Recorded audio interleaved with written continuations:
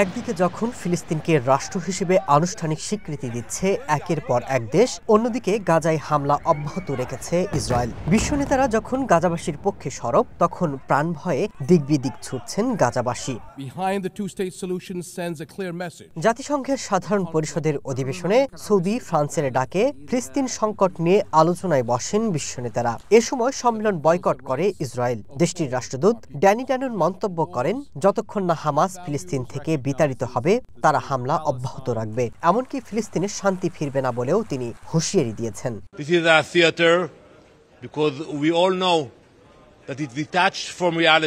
জাতিসংঘের এই আয়োজনে যে স্বীকৃতি দেয়া হচ্ছে তা থিয়েটার ছাড়া কিছুই নয়। এখানে হামাসকে সমর্থন দিচ্ছে তারা। এদিকে আমাদের জিম্মিরা ধুকে ধুকে মরছে। যতদিন না জিম্মিদের মুক্ত করা হবে এই অভিযান চলবে। ফিলিস্তিনে শান্তি আসবে না।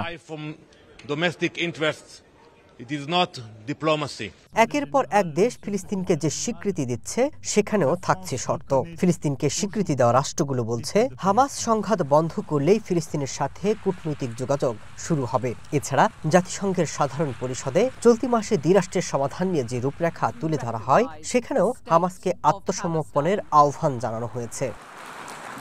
একই সুরে কথা বলেছেন ফিলিস্তিনের প্রেসিডেন্ট মাহমুদ আব্বাস। তার বক্তব্য, হামাসকে ফিলিস্তিন ছাড়তে হবে। আমেরিকার ভিসা না পাওয়ায় এবারের অধিবেশনে তিনি যোগ দিতে পারেননি। ভিডিও বার্তায় তিনি জানান, গাজা শাসনে হামাসের কোনো ভূমিকা থাকতে পারে না।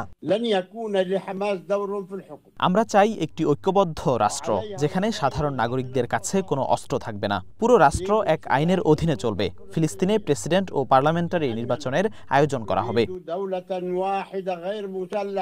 প্রশ্ন উঠেছে, তাহলে কি এই আনুষ্ঠানিক স্বীকৃতি কিংবা দ্বিরাষ্ট্রের সমাধান চাওয়া পশ্চিমারা ইসরায়েলের সুরেই কথা বলছেন? এরই মধ্যে ইরান এই স্বীকৃতিকে স্বাগত জানালেও হামাস প্রশ্নে বেঁকে বসেছে। তাদের মতে, হামাস নিয়ে এই সিদ্ধান্ত মূলত ইসরায়েলকে নিরাপত্তা দেওয়ার পায়তারা।